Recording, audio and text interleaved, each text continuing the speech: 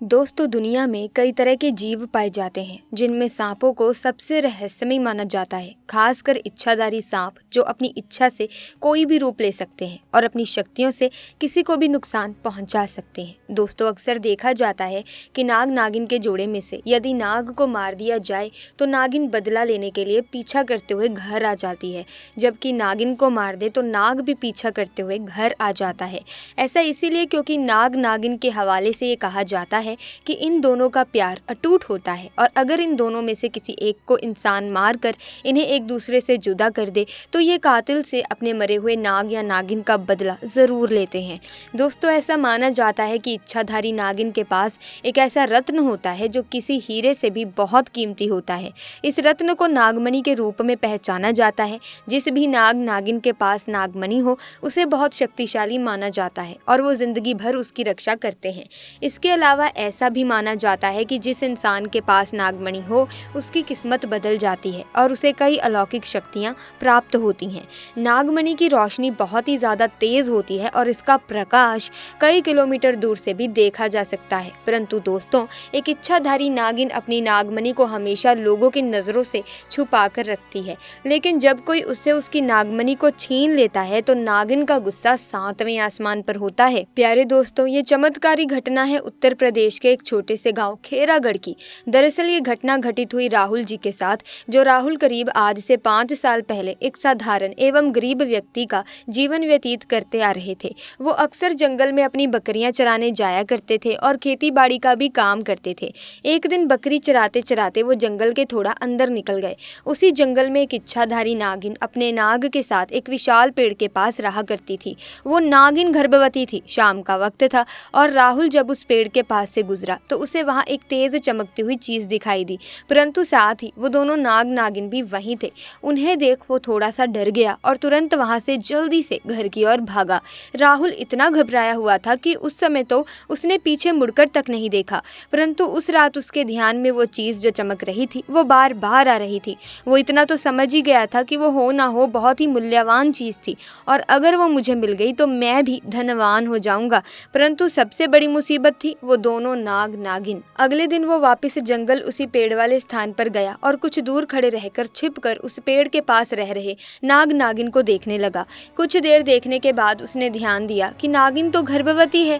वो उस रात घर आकर सोचने लगा कि ये अच्छा मौका होगा जब नागिन अपने बच्चे को जन्म देगी, तभी वो नागमणि चोरी कर लेगा, क्योंकि उस समय नागिन कमजोर होगी, बस नाग को मारना होगा। दोस्तों, कहते हैं कि अगर किसी नाग के मुंह की तरफ गोबर मार दिया जाए तो वो अपना होश खो बैठता है।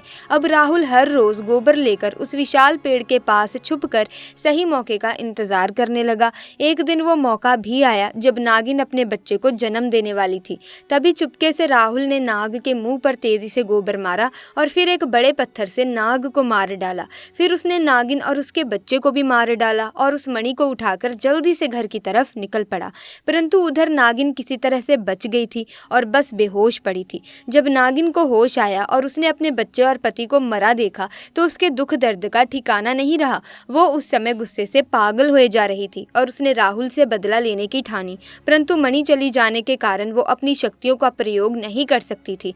परंतु अभी भी वो अपना रूप तो बदल ही सकती थी। इधर राहुल को जैसे ही मणि मिली उसका पूरा जीवन ही परिवर्तित हो गया। उसकी फसल इस बार काफ़ी अच्छी हुई और काफ़ी महंगे भाव में भी बिकी। उसकी तो जैसे मानो लॉटरी लग गई हो, क्योंकि जो भी वो धंधा कर रहा था उसे हर जगह से लाभ मिल रहा था और राहुल को पता था कि ये सब उस चमत्कारी नागमणि का ही कमाल है। गांव में हर जगह उसका नाम था। राहुल के इस रुतबे को देखकर एक अच्छा रिश्ता राहुल के लिए उसके पास ही के गांव से आया और काजल नाम की एक सुंदर स्त्री से उसका विवाह संपन्न हुआ। काजल अपने पति राहुल को बहुत प्यार करती थी और बहुत इज्जत देती थी। दोनों एक दूसरे का कदम कदम पर साथ निभाते थे। उनकी जोड़ी गाँव में मिसाल बन चुकी थी। उधर नागिन भी एक पुरुष का रूप धारण कर अभिषेक नाम से राहुल के यहाँ उसका मुंशी बन गया और राहुल का विश्वास जीतने लगा। राहुल भी अभिषेक के व्यवहार और वफादारी को देख उसे अपने भाई समान ही मान जानने लगा। एक दिन काजल अपने पति राहुल के पास आती है और बताती है कि तुम पिता बनने वाले हो, मैं गर्भवती हूँ। ये सुन राहुल की खुशी का ठिकाना नहीं रहा। उस दिन वो खुद अपने मुंशी अभिषेक के पास गया और बोला कि देखो अभिषेक, मेरा कोई भाई नहीं है, परंतु जब से तुम्हारा साथ मिला है तुम मेरे सगे भाई से भी कहीं अधिक बन चुके हो। आज मैं बहुत खुश हूँ, इसीलिए आज मैं अपनी पत्नी और तुम्हें एक खास जगह ले जाना चाहता हूँ, क्योंकि मेरा इस दुनिया में तुम लोगों के सिवा कोई नहीं है। और वो अपनी पत्नी और अभिषेक को कार में बैठाकर गाँव के एक कोने में ले जाकर कार एक छोटी सी कुटिया के सामने रोकता है और बताता है कि जब वो छोटा था तब इसी कुटिया में उसकी माँ की जान उसे जन्म देते ही चली गई थी। उसके पिता तो पहले ही गुजर चुके थे। तब एक बूढ़े बाबा ने उसकी माँ को वहीं दफना दिया था और राहुल को उसी बूढ़े बाबा ने पाला था।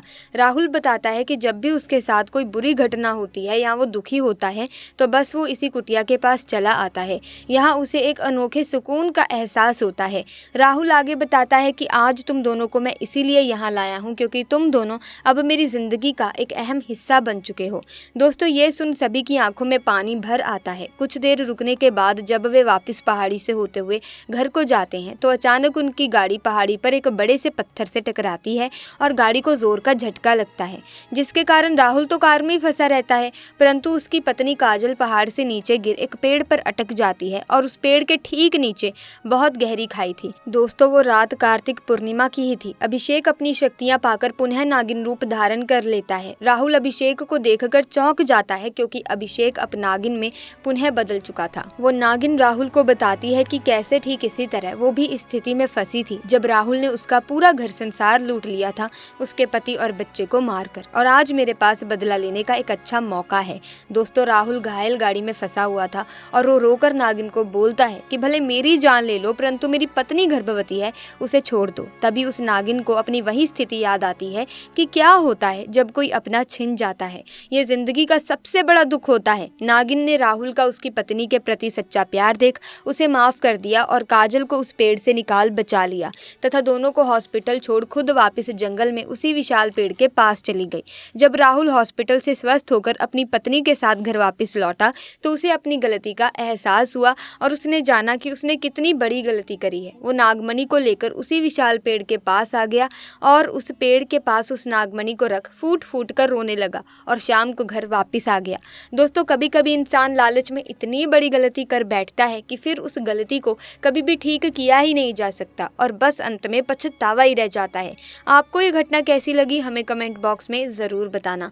इसी के साथ महादेव के सच्चे भक्त कमेंट सेक्शन में हर हर महादेव का जयकारा ज़रूर लगा दें ताकि महादेव की कृपा और आशीर्वाद आप पर और आपके परिवार पर सदैव बना रहे। इसी के साथ हम आपको एक और बात बता देना चाहेंगे कि ये जो नाग नागिन होते हैं, सांप होते हैं, ये भगवान शिव को ही अपना आराध्य मानते हैं। तो ऐसे में जब भी आप महादेव की पूजा करें, भगवान शिव की पूजा करें, तो साथ में इन नाग नागिन की भी आप पूजा करें। तो दोस्तों, आपको कभी भी सर्पदोष नहीं लगेगा, कभी भी आपको सांपों से खतरा नहीं होगा।